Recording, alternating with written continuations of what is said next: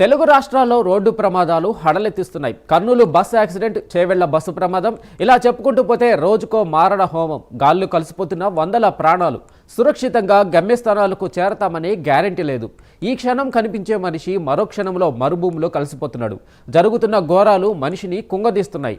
ఎప్పుడు ఏ పిడుగు లాంటి వార్త వినాల్సి వస్తుందో అని అనుక్షణం భయపడాల్సిన పరిస్థితి.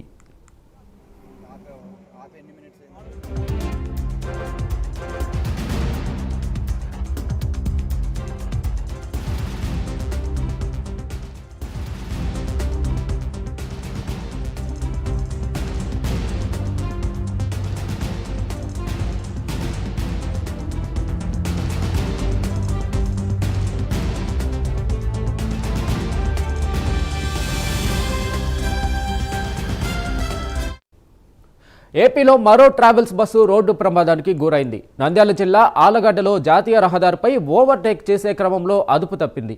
లారీని ఢీకొట్టింది. రోడ్డుపై ఆగి ఉన్న ఈ బస్సును మరో లారీ వేగంగా వచ్చి వెనక వైపు నుంచి ఢీకొట్టింది. ఈ ఘటనలో 2 ప్రయాణికులు దుర్మరణం పాలయ్యారు. ఈ ప్రమాదంలో 11 మంది గాయపడ్డారు. బస్సు మొత్తం నుజ్జు అయింది.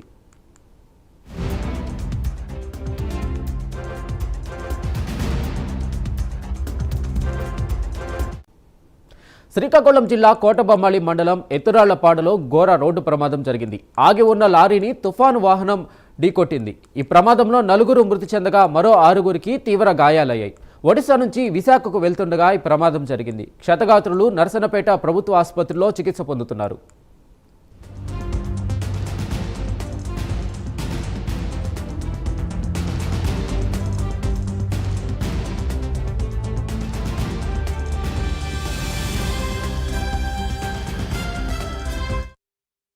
హైదరాబాద్ నాచారం పిఎస్ పరిధిలో బైక్పై వెళ్తున్న దంపతులను ఏపీఆర్టీసీ బస్సు ఢీకొట్టింది. భార్య అనిత అక్కడికక్కడే ప్రాణాలు కోల్పోయింది.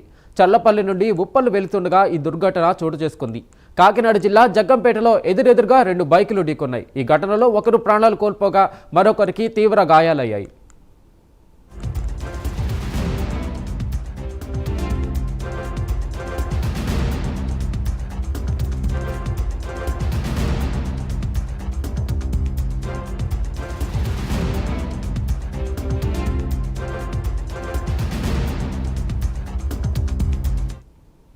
బాపట్ల జిల్లా సంతమగలూరు మండలం మక్కెరవారిపాలెంలో కారు అదుపు తప్పి కెనాల్లోకి దూసుకెళ్లింది. బైక్ను తప్పించబోయి అద్దంకి బ్రాంచ్ కెనాల్లోకి దూసుకెళ్లింది.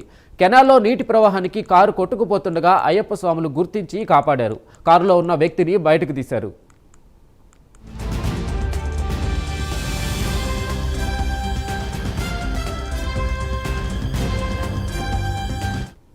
ఇక చూసుకుంటే కృష్ణా జిల్లా గన్నవరం మండలం చిన్న ఔటువల్లి వద్ద గగన ట్రావెల్స్ బస్సుకు పెను ప్రమాదం తప్పింది.